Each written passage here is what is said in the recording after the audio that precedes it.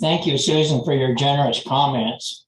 And I thank the Soil Conservation Council, the Compost Council, and the Metcalf Foundation for this important roadmap.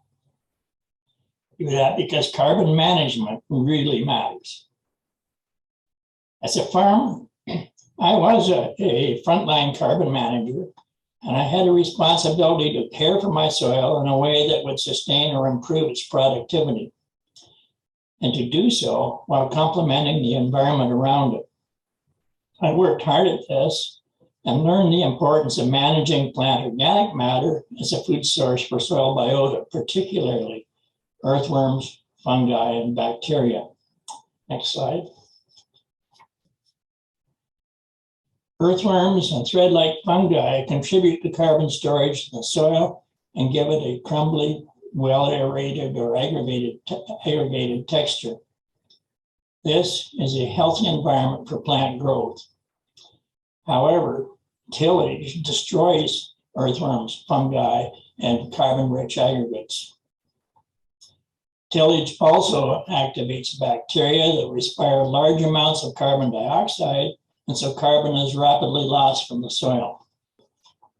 My challenge was to reduce tillage so I could reduce carbon loss to the atmosphere and increase soil carbon and soil aggregation. Next slide. I accomplished this by adopting a practice called no-till, where the only soil disturbance is immediately where the seed is planted. Thus, 75 to 90% of the soil is completely undisturbed and remains in its natural state with a healthy bacteria-fungi balance. Next slide.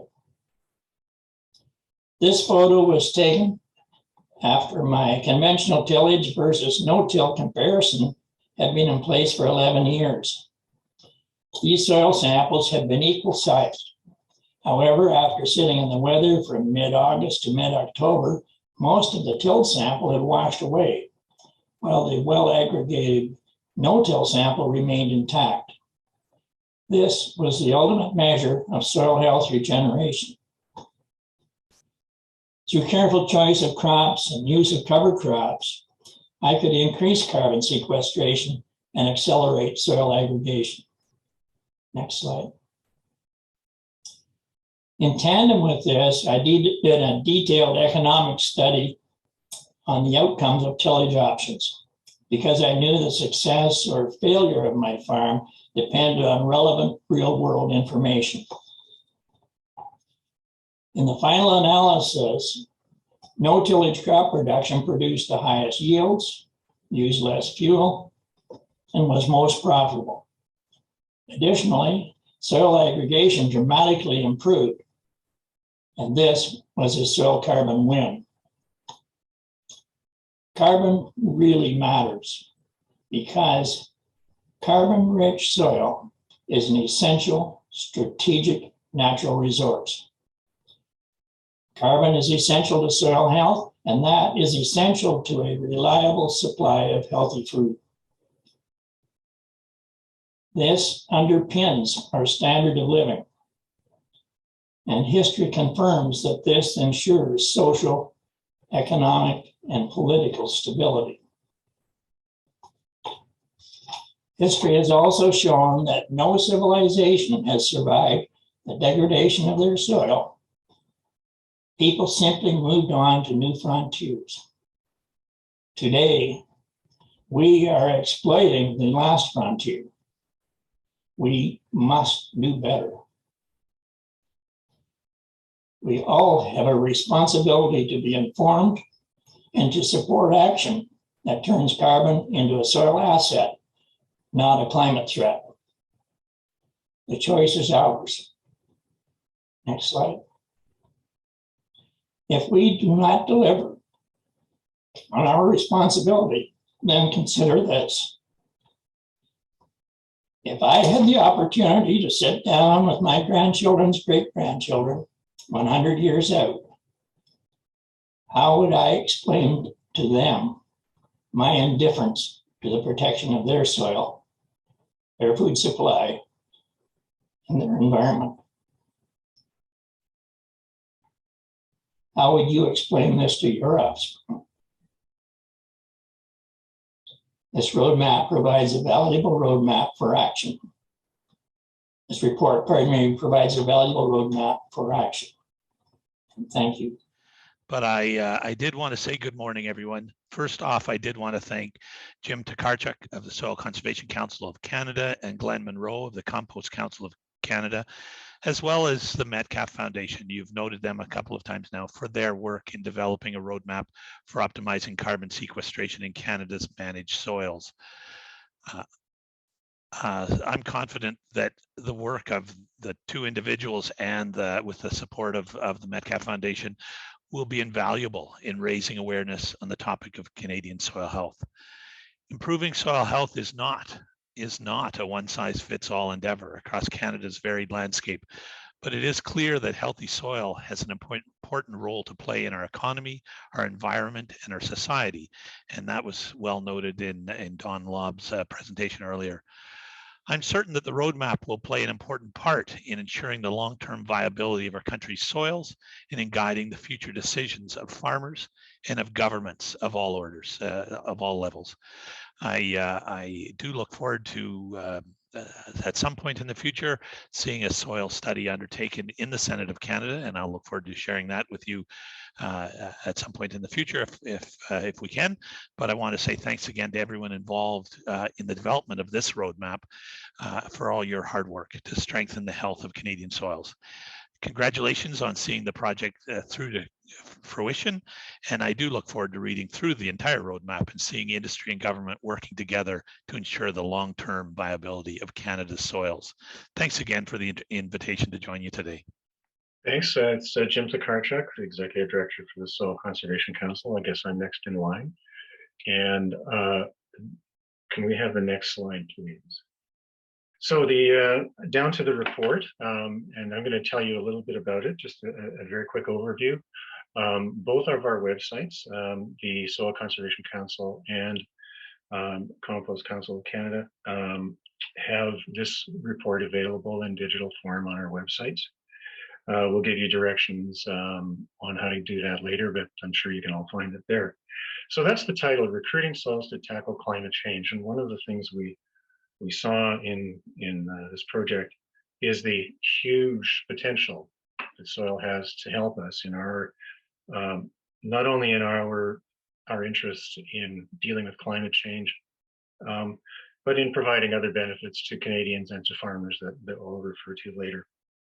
Very quick thank you to our advisory board that we relied on heavily, Bob Keir, Dr. Mario Tenuto at U of M, Dr. Brian McConkey, retired from Ag Canada, Dr. Sean Smuckler at UBC, Marla Reichman with Manitoba Agriculture, Odette Menard, and a special in Quebec, and a special thanks to Alan Kuzzle, who helped us a great deal along the way. When we started this, it was in pre-COVID times, and our intention was to do a literature review, which we did. We did our homework before we began, and then our plan was to try to go out to meetings and meet people and have group discussions about the potential of putting more carbon into soil and keeping it there. COVID kind of washed that out quickly, and our data gathering and interview phase turned into a series of about 50 Zoom meetings with individuals that provided us with the background that you see in the report. The report itself is about 52 pages long, and then there's a very extensive appendix that shows you that we did the work that is required, and that, as Susan said earlier, it is a scientifically based report. Next slide, please. Again, can't thank the Metcalfe Foundation enough. They've been very patient with us, and they've been very generous with us. And it's allowed the partnership that we and the Compost Council of Canada have developed. Next slide, please. So this is really, I think, for my money, the most important slide of the day. And I'll describe what you're seeing there a little bit, because this is the one that I want you to remember and take away. This is some work that we did to estimate the potential of carbon sequestration in agricultural soils, measured against agriculture's footprint. So we're in there at about 75 megatons a year. What we did is we looked at the science to tell us what the known rates of sequestration by various management practices was. We looked at the land base of Canada and where those practices were most likely to be maintained. And then we looked at a series of adoption rates from, and that's the three lighter colored bars you see. The low projection would be something like business as usual in Canada in terms of soil health adoption of practices. And adoption of practices means people doing 2 or more conservation or soil health projects on their EMPs on their land. So the low is about the medium, or the low is about the business as usual.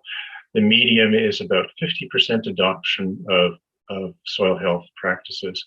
And the high is a very aspirational goal of 85% of agricultural land under conservation practices. So you can see that, first of all, we did use as much known information as we could. These are very aspirational targets, but what it shows is that if we enhance the adoption of best management practices on cultivated lands in Canada, we can make a whopping difference in the amount of carbon that we take out of the atmosphere. And that could potentially remove agriculture's carbon footprint.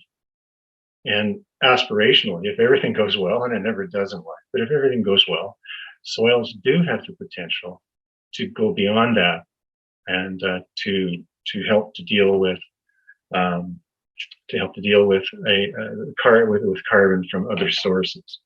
So that's this slide. Lock it in. I'm going to show you one more version of it. If I can have the next slide, please. And that's that. We wanted to show you what this means in terms of Canada's 2030 target of 300 megatons. So we would be a significant contributor, a little under 30% of that. If that high aspirational goal was ever reached, agriculture could take credit for about a third, solving a third of our problem. So this tells us what we can achieve if everything goes well.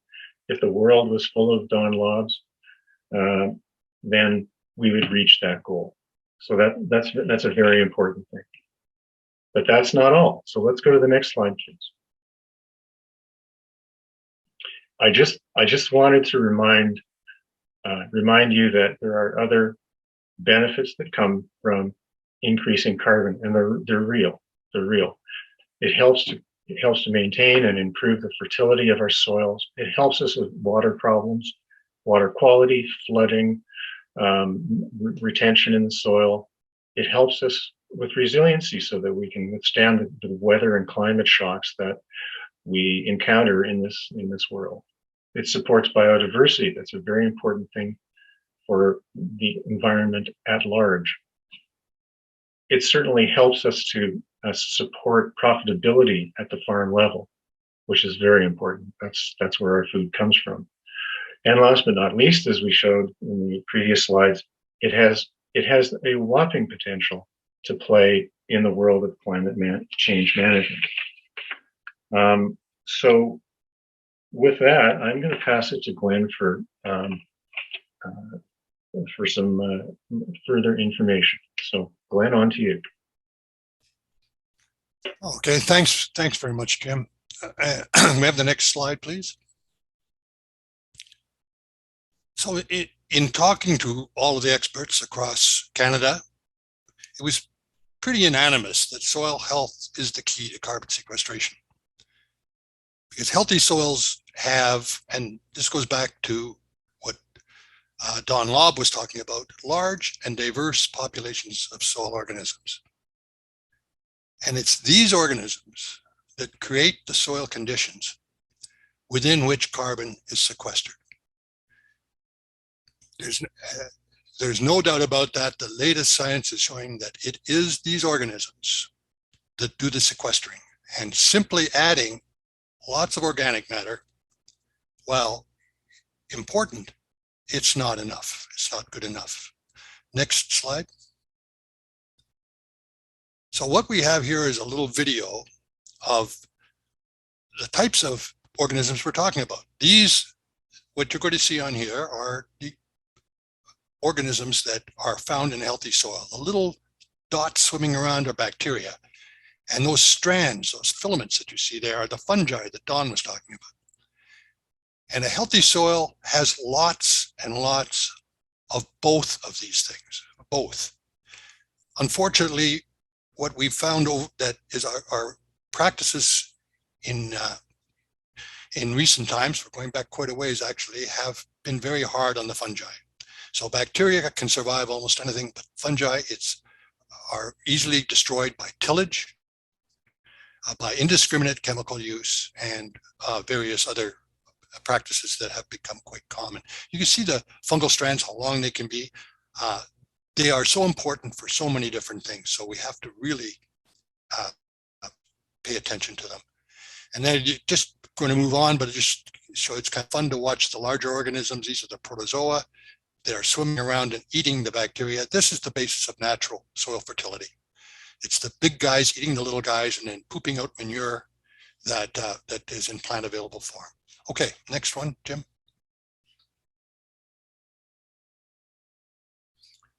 So as Don mentioned, healthy soils are well aggregated soils. And what does that mean? Well, if you see the picture on the right was taken in Ontario by a good friend of ours, Mil Limas, who's a consultant works with farmers in Ontario to help them with soil health. And the picture you see there of two shovelfuls of soil come from adjacent fields. And the one on the right had no soil health practices adopted, and the one on the left had at least two, no-till and cover crops, for just a period of a few years. And you can see the difference in the soil. And those little lumps, the little clumps of soil, and are the aggregates that we're talking about. These aggregates are where carbon sequestration occurs. They're the engines, they're the engine rooms for building carbon. And these, in order to have these aggregates, we have to have bacteria and fungi in good numbers. And if you look on the left, that's a microphotograph of one of these little clumps of soil, and it shows the fungal filaments holding it together. And that's what they do. They hold it together. So when you go through with a plow and or various other kinds of practices that are damaging to the fungi and destroy them, you lose your aggregation. You get your soil like you see on the right hand of the side of the right hand picture, and it's not nearly as healthy, does not infiltrate water, doesn't hold water. Next one, please. So given what we learned about the science, and we talked to some of the leading soil scientists across the country in producing this report, and knowing that our goal was to maximize soil carbon, we got two objectives coming out of that. As we've known for a long time, we need to manage our carbon flows. We need to get as much carbon going back into the soil as possible. But that's not all. We also need to protect and enhance the soil food web. The soil food web is just a term that scientists use for all those organisms in the soil and the relationships between them. It's an ecosystem. So the principles that came out of this were, now 4 of these principles are fairly well known. They were developed in the United States by the NRCS, which is a branch of the US Department of Agriculture. And one we added ourselves because we felt it was very important. The principles are: keep live roots in the ground, because those live roots are feeding those organisms. They're putting out sugars and other substances through the roots deliberately to feed the organisms. So we want to keep live roots in the ground as all year round if possible. Second, minimize the soil disturbance. As Don was talking about, that tillage is very destructive. Same, or if you have a garden, rototilling, put it away, put the rotiller away. We can grow vegetables even without tillage, and there's good examples of that. The third one, the optimized inputs, is one that we added for this report, and that just means that we need to be careful about the things we add. And we know that crops need fertility, so we're not arguing against fertilizer by any stretch of imagination. Fertilizers are important, but how they're used is just as important. And for instance, the 4Rs program is a good example of that. Adding organics like compost is also really important because it adds organic matter and adds more microbes to the soil. Next one is promulgate diversity. Now, diversity is above ground, leads to diversity below ground. The more different types of crops that you have above ground and different types of plants, the more diversity there'll be below ground in terms of your underground army, your organisms. And the more of them you have, the more soil carbon you'll sequester. And finally, you've got to keep the soil covered because otherwise it will tend to wash away, erode, and the organisms will not be comfortable. They'll be too hot or too wet or too dry. Next one, please. This is a very busy slide. I'm not going to try to cover the whole thing. It's just to give you an example of, these are the 5 principles in the center. Again, the live roots, the diversity, the minimal disturbance, the maximizing of cover and the optimizing of inputs, and some of the examples of the practices that farmers are already using, and we hope we'll use a lot more in the future. For live roots, have cover crops as much as possible. So don't, when your crop is finished, you have a cover crop to follow. Keep those roots in the ground. Diversity, rotate your crops. Minimal disturbance, no-till, as Don was talking about. Maximize cover, that's residue retention. Cover crops again as well, or mulching in gardens. Optimizing inputs, the 4Rs, organic amendments, compost use. Okay, next slide. So, as Susan was saying, and Don was saying, and Senator Black was saying, and Jim, it can be done. Science tells us that it tells us how the soil sequesters carbon. We have a pretty good understanding of that now. We have an even better understanding of how much soils can sequester per year. And we use that in our projections. And we also have a really good idea of the practices to employ to build soil carbon. Next one.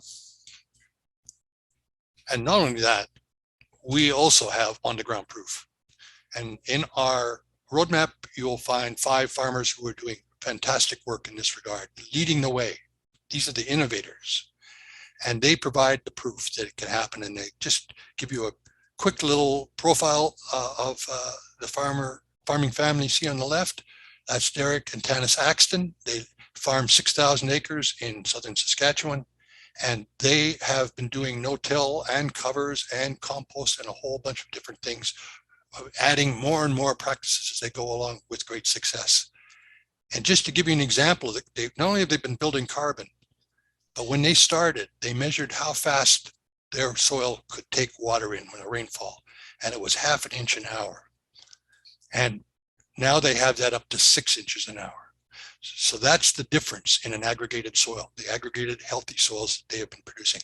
And just as something that I find particularly interesting is that Tanis Axton has a microscope and she uses it. They make their own compost. She uses it to ensure that they're using the best quality compost on their crops. Okay, next one. And I think at this point, I'm going to give it back over to Jim to take you to the end. Thanks very much.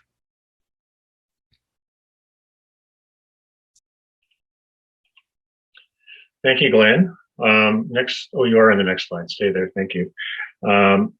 We in the beginning of this project, we realized that improving soil carbon is an absolute no regret strategy.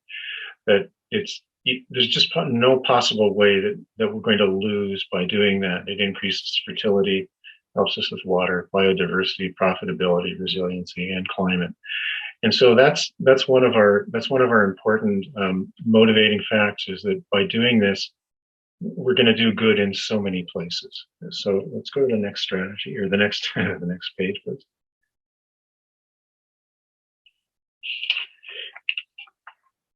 In wrapping this work up, we are making a call to action to farmers, landowners, gardeners, and all levels of government.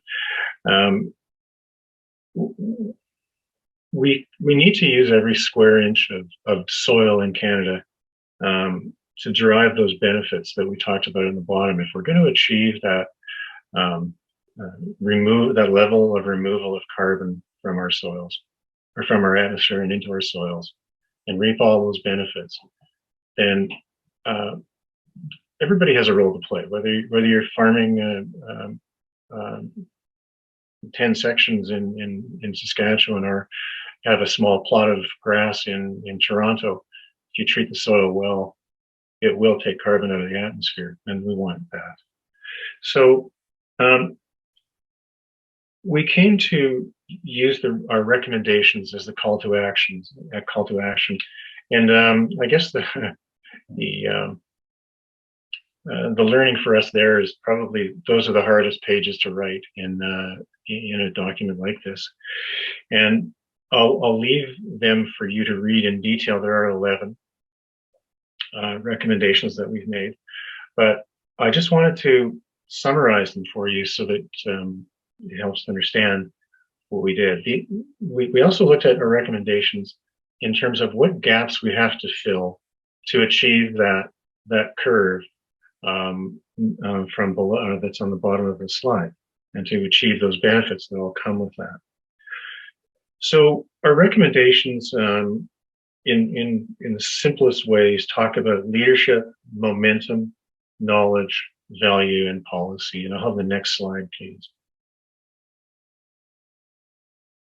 So in terms of leadership, what we ask for, what we call for is some institution building, something like a soil health roundtable that helps soil health stakeholders in Canada to agree on priorities and actions, and to take a more common view of what needs to be done. So it's all about cooperation, and it's all about engaging as many people as we can. In terms of the momentum, there are a couple of things there. We need to get started, and we need to keep going.